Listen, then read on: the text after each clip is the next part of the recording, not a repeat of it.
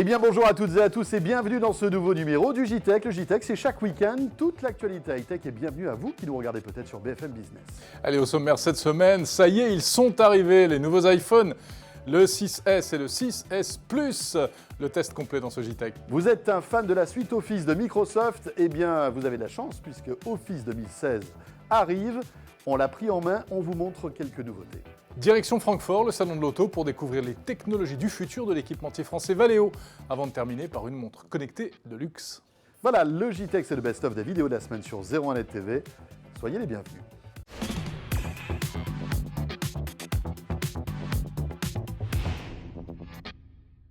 Ça y est, tout comme nous, vous devez être fébriles. Ils sont arrivés, les nouveaux iPhones, les 6S et 6S Plus. C'est l'heure maintenant du test. Côté design, c'est quasiment la même chose, à peine un tout petit peu plus épais, un tout petit peu plus lourd. L'iPhone 6S 4,7 pouces et le 6S Plus 5,5. Le test tout de suite. On commence par les points forts, François. Évidemment, la série des S dans les iPhones apporte quelques nouveautés, quelques innovations, comme par exemple le fameux 3D Touch. C'est une vraie avancée qui va vous permettre de gagner du temps lorsque vous allez manipuler votre iPhone. Il suffit en fait d'appuyer sur l'écran d'une manière plus ou moins forte pour que ça ouvre des menus supplémentaires. C'est carrément révolutionnaire et Pierre Fontaine a testé cette fonctionnalité. Avec 3D Touch, il y a plusieurs niveaux de pression, au moins deux pour l'instant, qui permettent dans un premier temps de prévisualiser un document et de l'ouvrir dans l'application qui le gère si on appuie plus fortement. Par exemple, dans les mails, on a son fil de mail. On va appuyer sur un mail pour le prévisualiser. Si on juge qu'il est important, on va appuyer plus fortement et l'ouvrir. Autrement, on peut faire glisser son doigt vers le haut. On aura alors le choix entre différentes options, comme répondre le mail ou le classer. Et autrement, on peut relâcher la pression. Et à ce moment-là, la prévisualisation va disparaître. Le mail sera considéré comme non lu et on pourra y revenir plus tard. Et pour en savoir plus donc sur le 3D Touch, www.01nettv.com pour retrouver la vidéo en intégralité de Pierre Fontaine. Alors à part ce 3D Touch, quelle nouveauté sur ces nouvelles générations d'iPhone? Eh bien le Touch ID qui est plus rapide que les précédentes versions et ça se voit.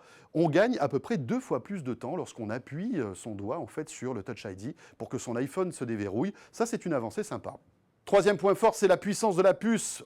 L'iPhone est équipé de la puce A9 cette fois-ci, qui est beaucoup plus puissante que la précédente, on pouvait s'en douter, notamment pour les jeux 3D et pour les applications qui se lancent encore plus vite. C'est un bon point. Quatrième point fort de ces nouveaux iPhones, eh bien, ce sont les puces réseau qui ont été boostées. Maintenant, on se retrouve avec de la 4G+, donc vous allez pouvoir surfer jusqu'à 300 mégabits seconde, si les réseaux, évidemment, sont compatibles. Et puis, une nouvelle puce Wi-Fi, c'est du Wi-Fi, en fait, assez MIMO, qui va 2 fois plus rapide que les précédentes versions. Là encore, c'est un gain appréciable.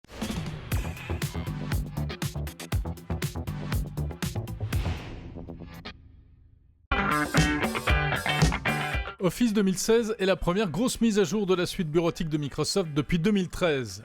Au programme, partage et simplicité. Alors le partage avec tout d'abord cette fonction Wahoo qui permet de travailler à plusieurs en temps réel sur un même document Word. Quelqu'un à l'autre bout du monde tape du texte, je le vois en temps réel. Pratique pour le travail en équipe. Attention, ça marche avec Word mais pas avec Excel.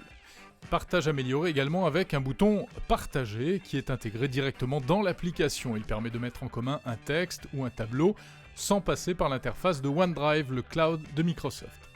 Et si l'on souhaite envoyer un document par mail, plus besoin de se soucier de sa taille car on envoie en fait un lien qui permet au destinataire d'aller consulter le fichier en ligne sur OneDrive ou, s'il le souhaite, de le télécharger sur son ordinateur. L'autre volet d'Office 2016, c'est donc la simplicité d'utilisation voulue par Microsoft. Alors l'interface ne change pas, mais elle se veut encore plus simple et épurée.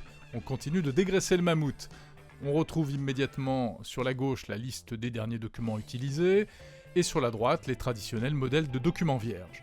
Simplicité également, avec le champ de recherche « Dites-nous ce que vous voulez faire », qui permet d'accéder rapidement à toutes les fonctions des logiciels. Plus besoin en principe d'aller chercher désespérément des tutoriels sur Internet. Dans Word, lorsque l'on tape un texte, il est possible d'un simple clic d'obtenir des informations complémentaires en provenance du web. Exemple ici sur Lindbergh. Du côté d'Excel, pour les fans de tableaux en tout genre, Microsoft a sorti ses plus beaux crayons de couleur et propose de nouveaux graphismes automatiques, par exemple pour calculer en un instant des prévisions à partir d'un ensemble de valeurs. ou encore pour mieux visualiser des sous-catégories de données. Ce magnifique schéma s'appelle rayon de soleil.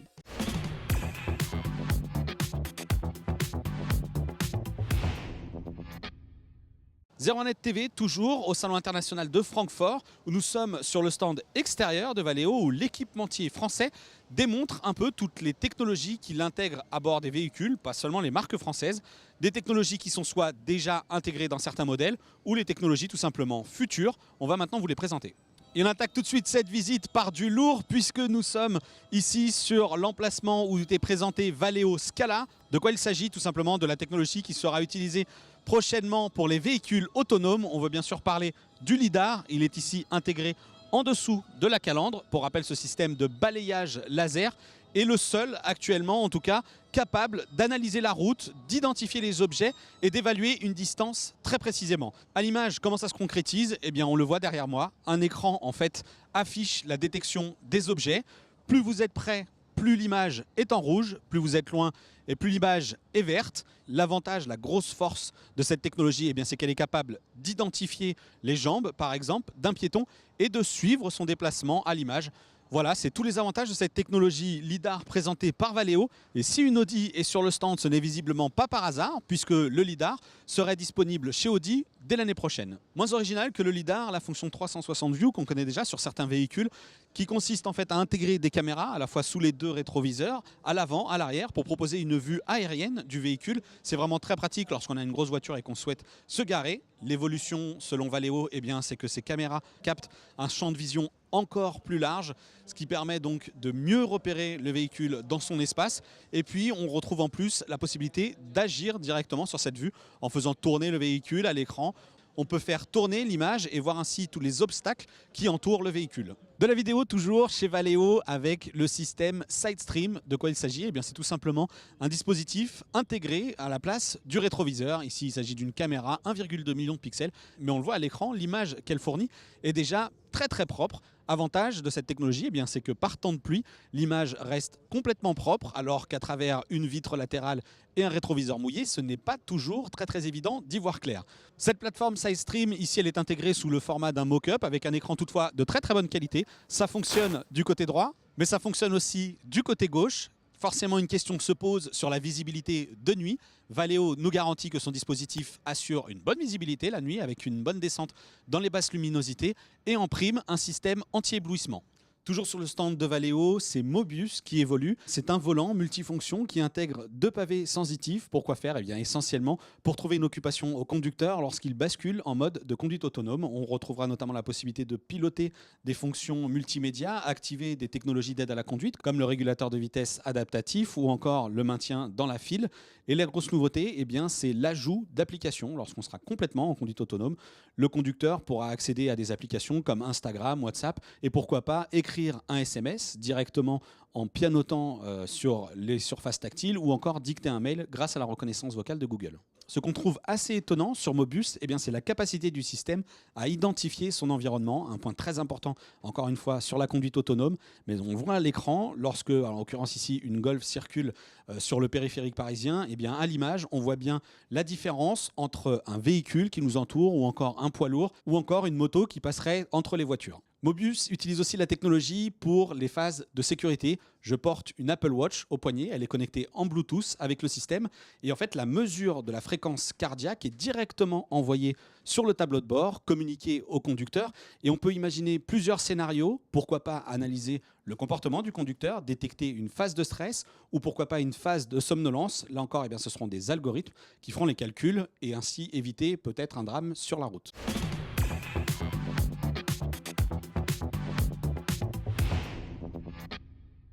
Allez, on va découvrir maintenant sur ZeroNet TV un nouveau type de montre connectée. Alors, vous connaissez les Apple Watch, les Huawei, les Sony, les Samsung. Ça, c'est vraiment des montres pour geeks qui sont pas forcément hyper jolies, en tout cas, qui sont considérées comme des bijoux. C'est pour les geeks qui veulent être tout le temps connectés, qui veulent avoir un maximum de notifications et qui rechargent leur montre tous les jours. Et puis, de l'autre côté, vous avez la montre de luxe, la montre d'horloger qui est fabriquée en Suisse. Et ce qui est intéressant, c'est que maintenant, on commence à avoir des montres connectées qui sont de vrais bijoux. C'est le cas de de Frédéric Constant et de cette marque Alpina. Alors Alpina, c'est pour plutôt des modèles sportifs et Frédéric Constant des modèles classiques. Ils se mettent à rajouter de l'électronique pour avoir de la connectivité dans ces montres. Alors comment ? Eh bien tout simplement en rajoutant un accéléromètre et du Bluetooth. Donc vous allez connecter votre montre à votre smartphone et elle va vous calculer vos pas, votre nombre de calories que vous allez pouvoir consommer dans la journée et même aussi analyser votre sommeil. Alors soit en gardant la montre au poignet durant toute la nuit, soit en la posant en fait sous l'oreiller. Alors les données seront moins précises, mais malgré tout, on nous garantit ici que ça marche. Côté autonomie, c'est là la force de ces montres, c'est que effectivement, comme elles n'ont pas de notification et d'écran, l'autonomie est annoncée pour 2 ans et l'étanchéité est 200 mètres. Donc là, on peut plonger avec. Ça fonctionne sous iOS, sous Android, et ça, c'est la première étape de la montre connectée de luxe, on va dire, parce que évidemment, les horlogers travaillent pour la suite. On peut imaginer pour les montres futures avoir à l'intérieur une puce NFC pour pouvoir payer directement avec sa montre. Et pourquoi pas, demain, imaginer un écran qui pourrait apparaître grâce à l'encre électronique, un écran qui s'iriserait d'un coup, ou alors vous aurez vos notifications qui pourraient s'afficher, comme par exemple vos mails ou vos SMS, tout en gardant donc le look d'une vraie montre. Ça, c'est pas pour tout de suite. À noter que la montre de luxe, elle a un prix de luxe. Chez Frédéric Constant et Alpina, ça commence à 995 €. Et ce modèle-là, vous voyez, avec les diamants, là, on est quand même à 2300 €. Mais c'est pour les femmes, c'est normal, on le sait, elles aiment bien les diamants.